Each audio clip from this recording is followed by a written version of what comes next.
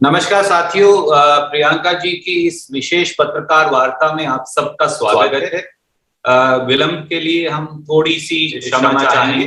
बगैर किसी देरी के मैं अनुरोध करूंगा प्रियंका जी से कि वो एक बहुत महत्वपूर्ण विषय लेकर आपके बीच में उपस्थित हैं और अपनी बात आपको कहेंगी। आदरणीय प्रियंका जी।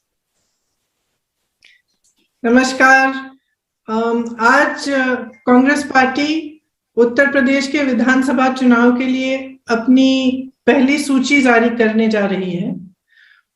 125 प्रत्याशियों की सूची है, जिसमें से 50 महिलाएं हैं। क्योंकि ये एक ऐतिहासिक पहल है, तो हमने सोचा इस प्रेस कॉन्फ्रेंस के जरिए आप सबको थोड़ा बहुत इन प्रत्याशियों के साथ अवगत भी कर लें कि कौन है ये लोग, किस तरह की सूची है। हमने प्रयास किया है कि संघर्षशील और ऐसे प्रत्याशी हों जो एक नई राजनीति का पहल करें पूरे प्रदेश में। इसमें इस सूची में 40% महिलाएं हैं और 40% युवा भी हैं। हमें आशा है कि इनके जरिए हम एक नई उम्मीद और एक नई तरह की राजनीति प्रदेश में उभार पाएंगे। जो महिलाएं हैं उनमें से कुछ पत्रकार हैं, एक अभिनेत्री भी है, कुछ संघर्षशील महिलाएं हैं जिन्होंने कांग्रेस पार्टी में रहते हुए सालों के लिए संघर्ष किया है। हमारी एक आध जिलाध्यक्ष भी हैं जिन्होंने बहुत अच्छा काम किया है। उसके साथ साथ ऐसी महिलाएं हैं जिन्होंने बहुत अत्याचार भी देखा है अपने जीवन में और उसके खिलाफ लड़ा है।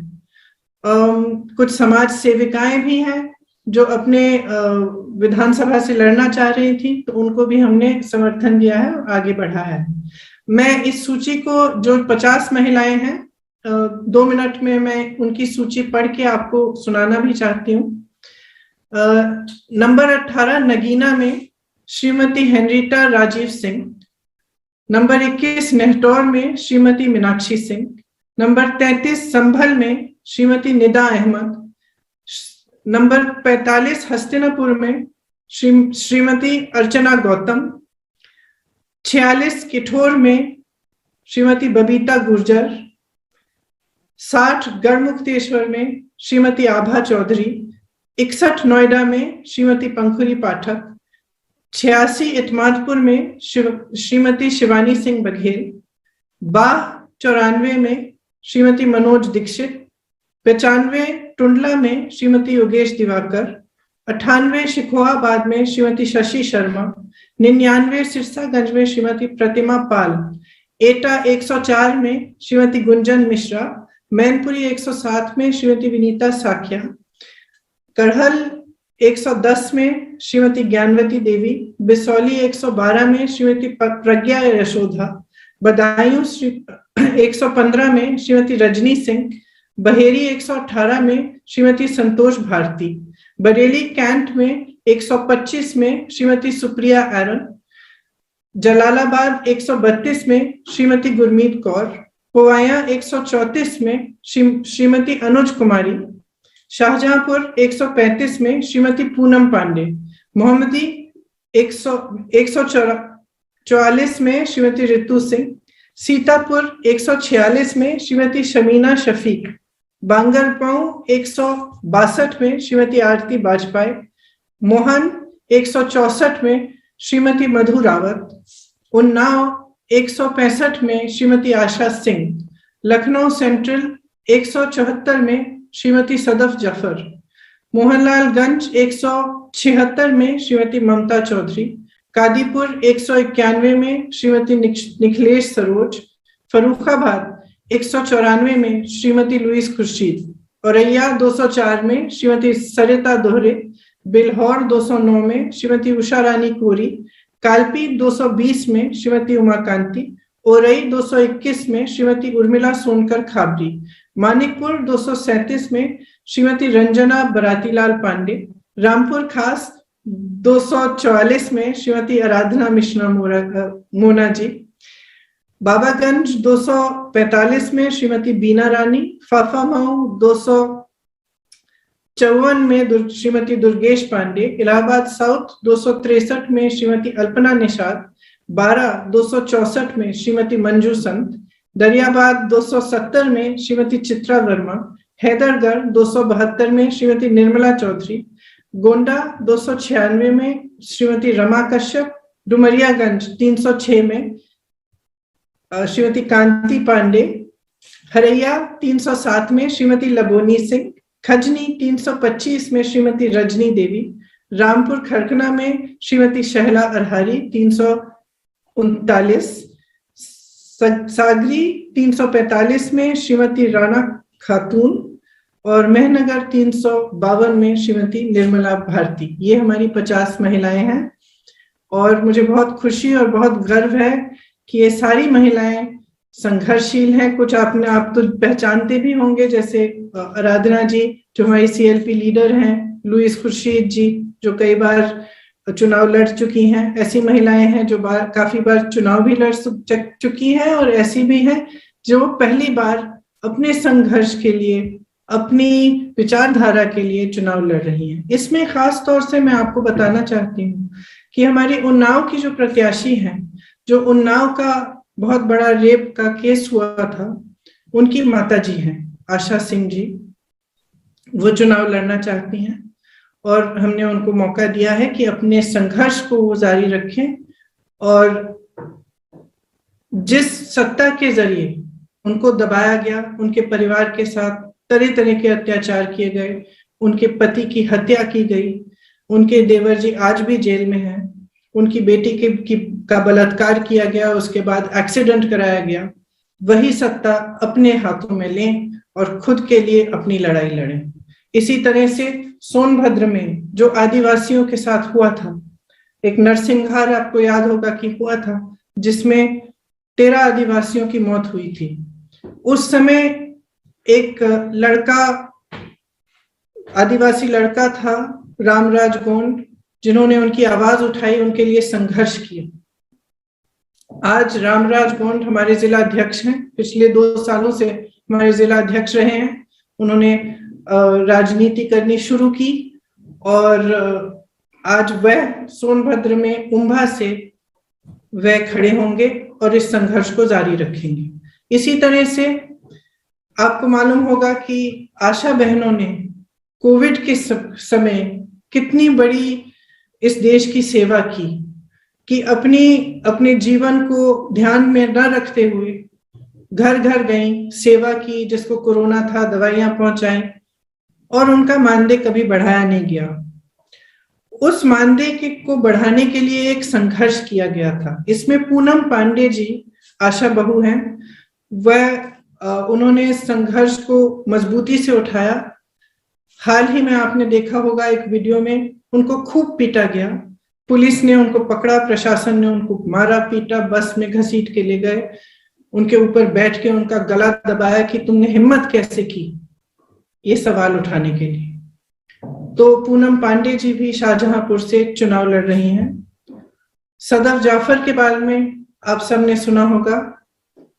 सदफ जाफर ने एनआरसी सीए के समय बहुत संघर्ष किया, पुलिस उनको उठाकर ले गई, बेवजह उनको जेल में डाला। उनके 2 बच्चे अकेले घर पे थे, उनकी देखभाल के लिए कोई नहीं था, फिर भी सदफ ने खूब संघर्ष किया, आवाज उठाई। उसके बाद भी जब सरकार ने तमाम पोस्टर छपवा के प्रदेश की शहरों में लोगों के चेहरों की फोटोग्राफ उन पोस्टरों पे लगाकर उनके बारे में प्रशासन ने लिखा, तब भी सदफ जी का नाम उसमें था, फिर भी उन्होंने संघर्ष किया और वो पीछे नहीं हटे। तो मैं आपसे कहना चाहती हूँ कि जो हमारी सूची है वो एक नया संदेश दे रही है। वो ये संदेश दे रही है कि अगर आपके साथ अत्याचार हुआ तो आप में ये शक्ति है कि आप अपने हक के लिए लड़ो, और उत्तर प्रदेश में कांग्रेस पार्टी आपको ये शक्ति देगी, आपका समर्थन करेगी, हर तरह से आपकी मदद करेगी ताकि आप अपनी लड़ाई लड़ सके, राजनीति में आए, सत्ता अपने हाथ में लें और अपने हक को खुद मांगे। तो एक छोटा सा वीडियो भी है कुछ प्रत्याशियों पे, वो मैं चाहती हूँ कि आप सब एक बार देख लें, उसके बाद मेरे से जो भी सवाल है वो आप कर सकते हैं। शुक्रिया Priyanka ji, can you play the video? Yes. Yes.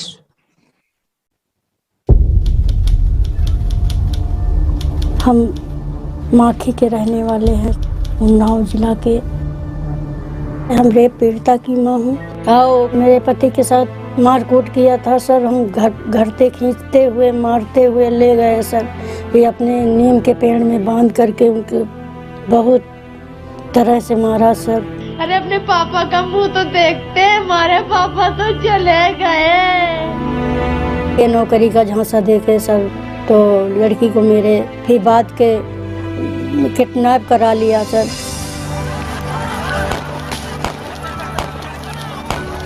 इस सरकार में हम लोगों को कहीं सुना नहीं गया।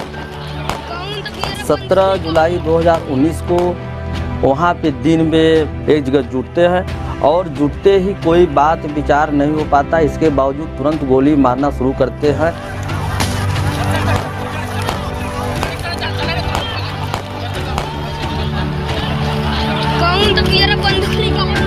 5-6 लोगों की तुरंत वहाँ पे मौत हो गई।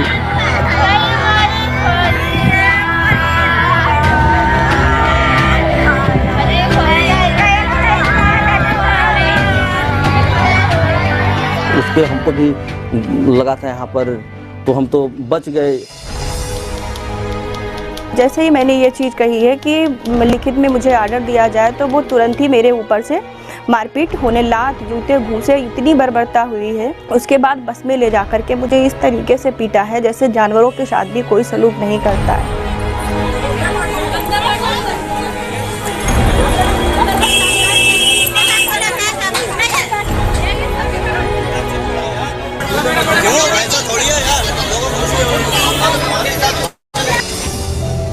निषाद समाज के लिए नाव एक पूजनीय चीज़ है। हमारे निषाद समाज के लोगों के साथ बसवार गांव में जिस प्रकार से उन पर बर्बरता हुई पुलिस कर्मचारियों के द्वारा, उनकी नाव तोड़ दी गई।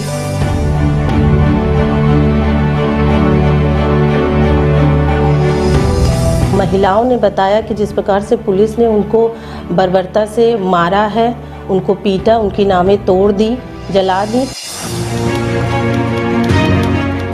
योगी आदित्यनाथ जी को लगता क्या है कि वो हम पे मुकदमे लगाएंगे, हमें जेल भेजेंगे, सरेआम चौराहों पे हमारी होर्डिंगें लटकाएंगे और हम डर जाएंगे? मुझे आशंका थी कि मैं नामांकन भरने जाऊंगी तो भाजपा के गुंडे मुझसे बदतमीजी करेंगे और मुझे मार भी सकते हैं।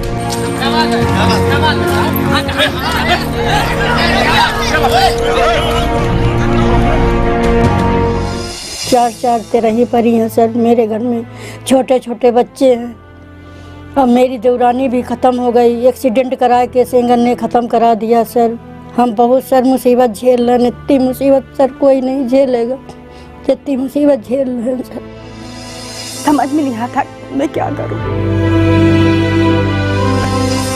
मैं नहीं लड़ूंगी तो और कौन लड़ेगा? हम आप चुनाव लड़ेंगे। मैं तुम्हारे साथ कांधे से कांधा मिला के चलूंगी। मैंने उनके लिए संघर्ष किया है और करती रहूंगी। आज सत्ता केवल डरता है कांग्रेस पार्टी। न्याय मिलना चाहिए। हम लड़ेंगे, उनका हाथ रहेगा, मेरा जीत रहेगा।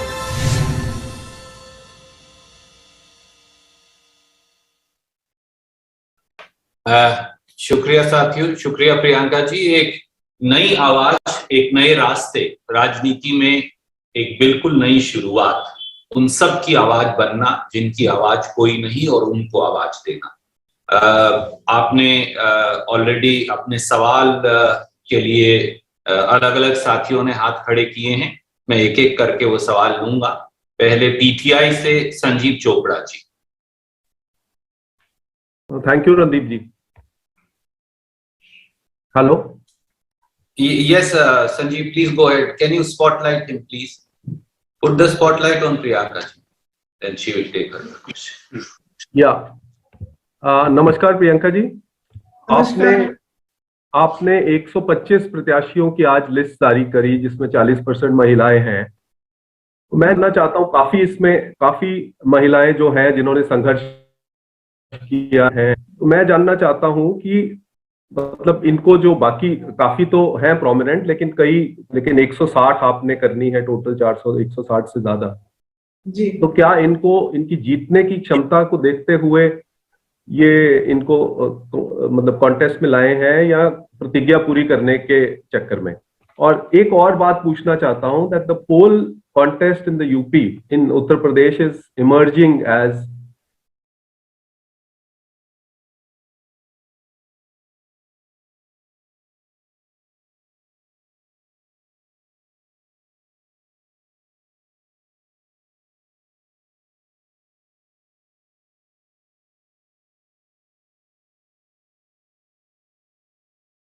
पहल करते हैं तो स्वाभाविक है कि कुछ ऐसी महिलाएं होंगी जो पहली बार चुनाव लड़ रही हैं। आशा सिंह जी पहली बार चुनाव लड़ रही हैं, लेकिन एक हिम्मत वाली महिला है, और ऐसी महिलाओं को जो पहली बार लड़ रहे हैं उनको हम पूरी तरह से अपनी पार्टी के संगठन का समर्थन और सब देंगे ताकि वो मजबूती से लड़ पाए। तो ये तो हुआ आपका पहला सवाल। जो आपने देखिए, the role we see for ourselves is two-pronged actually. The first is that we as a party are fighting in a state where action to the politics of youth. Thank you Priyanka ji. और संजीव जी ये याद रखिए कि विपक्ष की भूमिका अगर किसी ने निभाई है तो प्रियंका जी के नेतृत्व में केवल और केवल कांग्रेस पार्टी ने निभाई है। वो सारे दल जो आज अपने आप को दावेदार मानते हैं वो सब गायब थे जब जनता के मुद्दे सामने थे। मैं अनुरोध करूंगा सिद्धार्थ जी से, ANI न्यूज एजेंसी से, कि वो अपना सवाल पूछे। Siddharth ji please unmute and come. Sir नमस्कार। मैम नमस्कार। मेरा सवाल मैम ये है कि आप उत्तर प्रदेश की राजनीति की बात करें तो पिछले 2 दिनों से हम देख रहे हैं, 2-3 दिनों से आयाराम गयाराम की राजनीति चल रही है। एक के बाद एक पार्टी आम नेता बदल रहे हैं। इस लिस्ट से जो आपने अलग अलग चेहरे, अलग अलग सेक्शन ऑफ सोसाइटी से आप लेके आई हैं, उससे क्या साबित करना चाहती हैं, क्या संदेश देना चाहती हैं? और साथ ही ये कि कांग्रेस के लिए आपसे, क्योंकि पिछले 1.5-2 साल में कांग्रेस के कई नेता वो भी पार्टी छोड़ के गए। हालिया में इमरान मसूद और आपके एक इमरान अख्तर विधायक जो हैं वो भी चले गए, ये कहते हुए कि सपा एक मजबूत विकल्प है बीजेपी का। तो ऐसे में आप क्या सोचती हैं इसके ऊपर? किसके बारे में कि ये लोग जा रहे हैं, कि एग्जैक्टली किसके बारे में मैं क्या सोचती हूँ?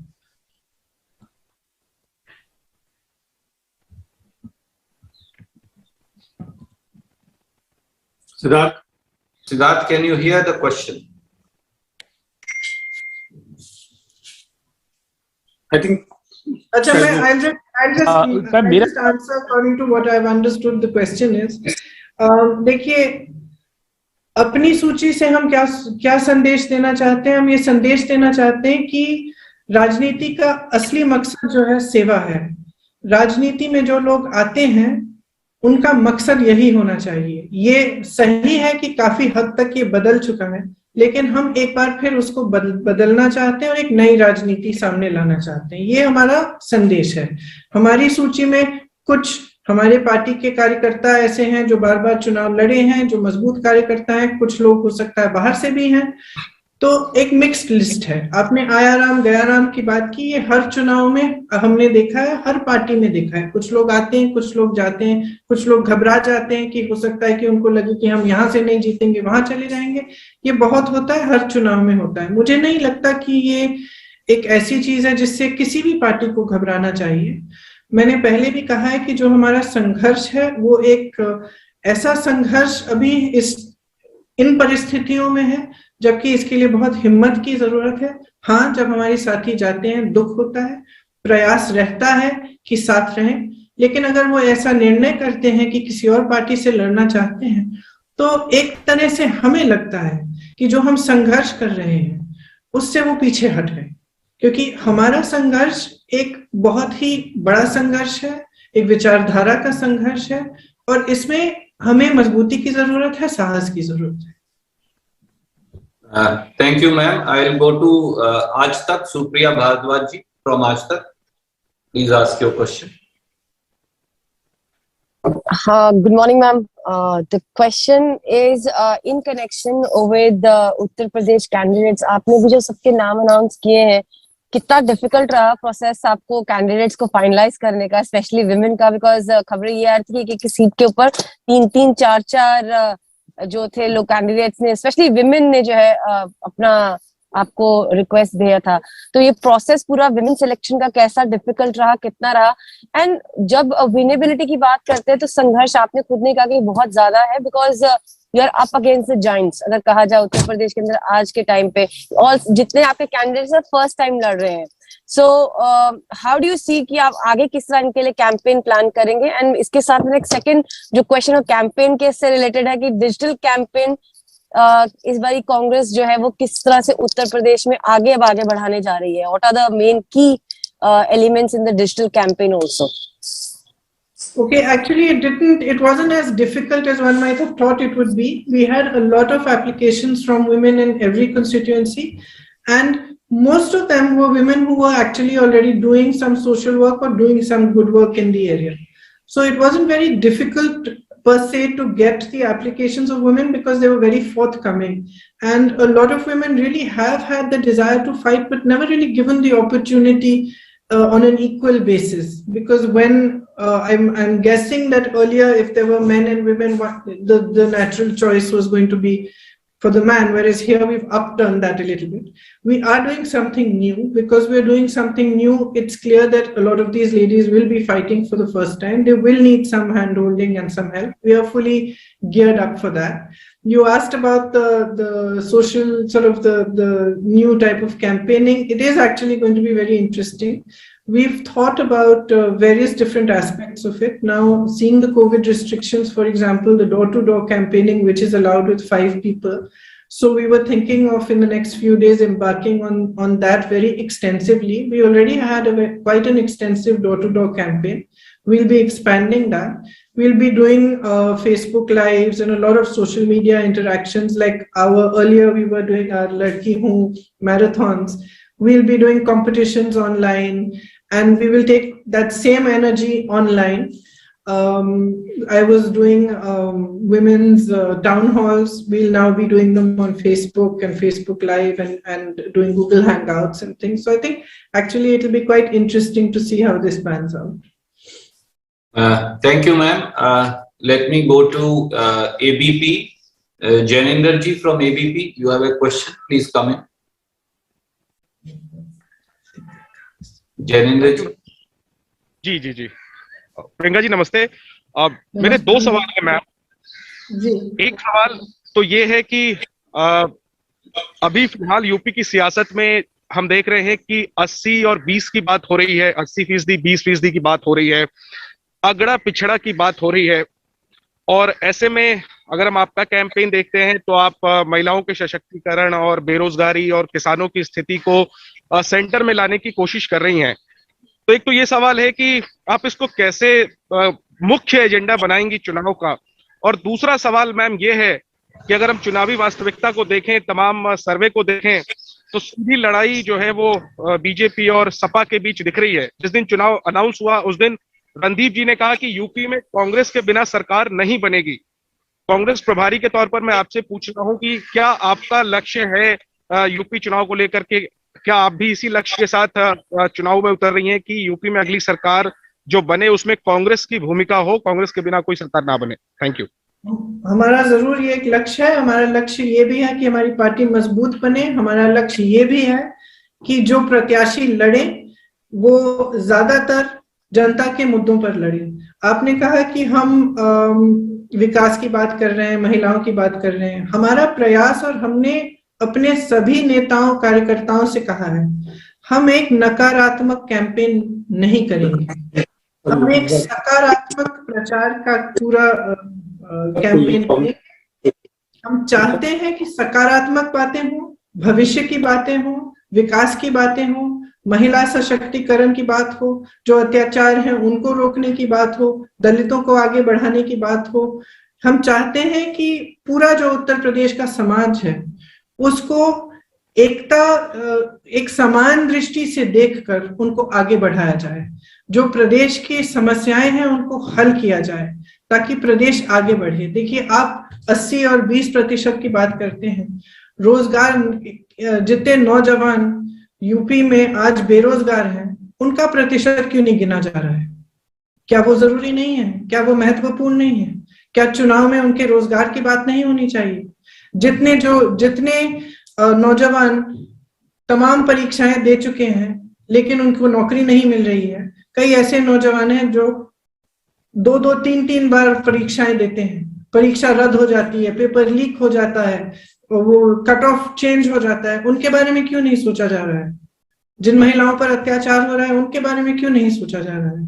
जब चुनाव है तो चुनाव का मतलब क्या है? राजनीतिक पार्टी जनता के लिए कर क्या रही है और आगे भविष्य में करना क्या चाहती है, इस पे चर्चा होनी चाहिए। तो हमारा ठोस विचार है कि इन्हीं मुद्दों पे चर्चा होनी चाहिए, इन्हीं मुद्दों को आगे लाना चाहिए। आपने कहा कि हम महिलाओं को आगे लाने की कोशिश कर रहे हैं। देखिए, हमारी कोशिश है, ठीक है, लेकिन अगर आप हमारी कोशिश की सफलता आप देखें पिछले 2-3 हफ्तों में, तो मोदी जी ने अपनी पहली पूरी महिलाओं की रैली करनी पड़ी उन्हें। योगी जी को महिलाओं के लिए घोषणा देनी पड़ी।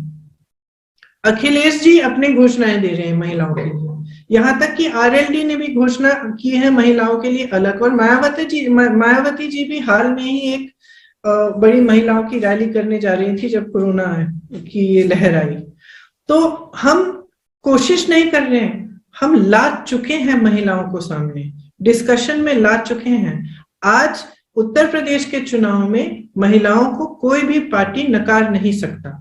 मैं समझती हूं कि एक सफलता है, और इसी तरह से हम ऐसे मुद्दे उठाते रहेंगे जिनको हम सेंटर स्टेज पे लाएं, ताकि कोई भी राजनीतिक दल हो उनको नकार नहीं पाएगा। कौन से मुद्दे हैं ये? जैसे मैंने कहा, मुख्य रूप से विकास के मुद्दे हैं। सेहत के लिए क्या किया जाएगा, शिक्षा के लिए क्या किया जाएगा, रोजगार के लिए क्या किया जाएगा, सामाजिक सशक्तिकरण के लिए क्या किया जाएगा, ये मुद्दे हैं, और हम एकमात्र फोकस हमारा इन मुद्दों पर रहेगा। Thank you, ma'am. I'm going to go to Vikrant now. Vikrant from TV9, please come in. जी प्रियंका जी नमस्कार। मेरा सवाल ये है कि आप राजनीति में आ गई, आपने कहा कि तमाम संघर्ष करने वाली महिलाओं को आपने टिकट दे दिया है, तो क्या आप भी यूपी का विधानसभा चुनाव लड़ेंगी? और अगर नहीं लड़ेंगी तो अगले 5 साल के लिए उत्तर प्रदेश के लिए आपने अपने लिए क्या लक्ष्य तय कर रखे हैं? आपकी अपनी राजनीति किधर जाएगी आगे? देखिए, जो मैंने यूपी में शुरू किया है, मैं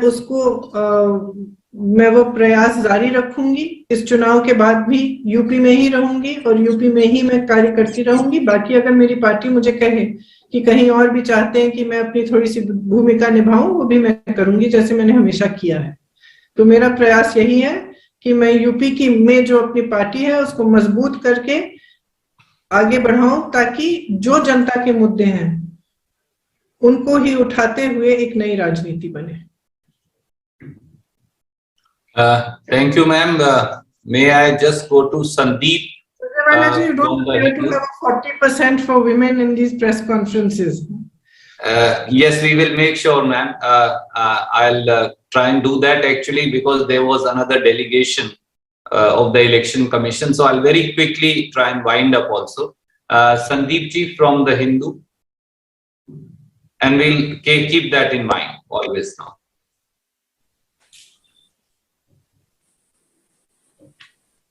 Sandeep, can you hear us?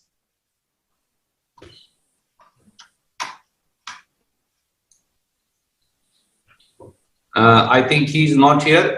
So Raman from News 24, ma'am. Raman ji, News 24 se, he's been raising his hand he was the first one to raise his hand.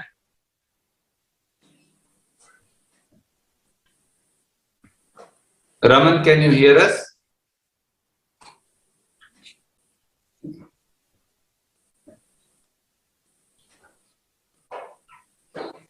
Sandeep is here. He's raising his hand.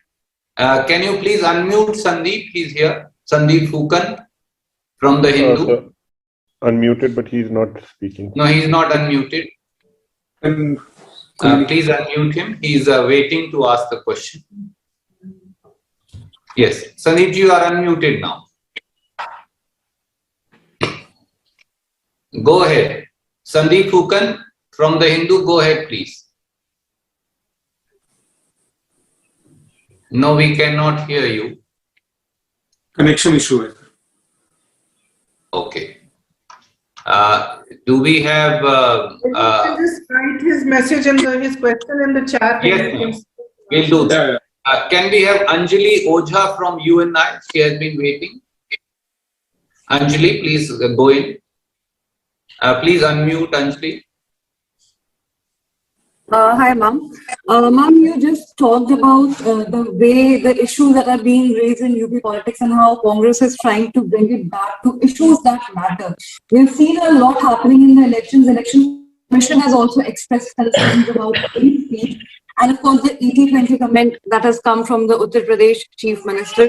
In the light of all this, ma'am, how do you think that there will be a positive impact of the campaign that Congress is running or the issues that are being raised in the elections? And in case in a post-election scenario, there's a requirement to extend support to other political opposition parties to throw the BJP government out, would the Congress be considering that as well? Are you saying after the elections are over? After the result? Yes, of course. Why not? Why not? There's absolutely no question. Why should we not? And your other question about a positive sort of campaign, look, somebody has to start talking about the right things. And I feel very strongly that we have to steer the politics, not just of Uttar Pradesh, but of the country in a more positive and constructive direction. We have to be talking about issues of development, education, health. Look at our health expenditure in the times of Corona. Look at the amount we are spending on education. What are we doing to provide a stronger foundation of education at the primary level, secondary level, at the university level for students? What have we done for employment? Why is our unemployment rate so high? So these are questions, I think, which we have to start bringing center stage. And it is not an easy task. Because it's much easier to mobilize people on hate and negativity. It is much, much tougher to mobilize people on a positive agenda. But I think if we don't start, it's never going to happen. So if we take a beating for starting in the beginning, but we keep carrying on and we continue to work hard on it, I'm sure it will have an effect. And I know that there are so many young people I meet. In my work in UP, I meet university students all the time, students who are trying to get jobs also, young people who are trying to start their own businesses. And they're really looking for a politics that is answering their questions and that is showing them a way forward for a strong future. So I think there is definitely an energy there. And I think that there is definitely a need, both in the state and in our country, to have a more positive and constructive dialogue and discussion in politics. And I'm happy to be part of it. Thank you, ma'am.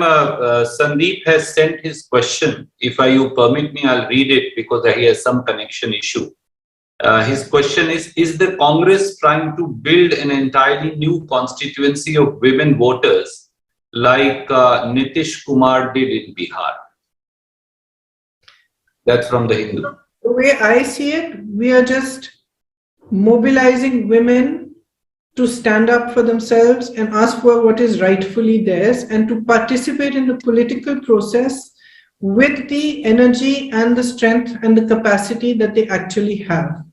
So I don't see this as creating a new vote bank of young women. I see it as empowering women to ask for their right and to stand up for themselves. And I see it, frankly, as their right. They are 50% of the population. It is absolutely their right to participate fully in politics.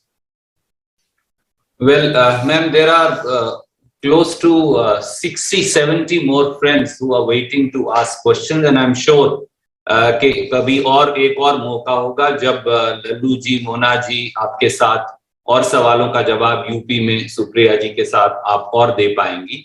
आपकी अनुमति से मैं सब साथियों से हाथ जोड़कर क्षमा प्रार्थना करते हुए इस प्रेस कॉन्फ्रेंस को यहीं वाइंड अप करने की इजाजत चाहूंगा। मुझे पता है कि आपका अगला कार्यक्रम है और एक इलेक्शन कमीशन को डेलीगेशन भी जाना है।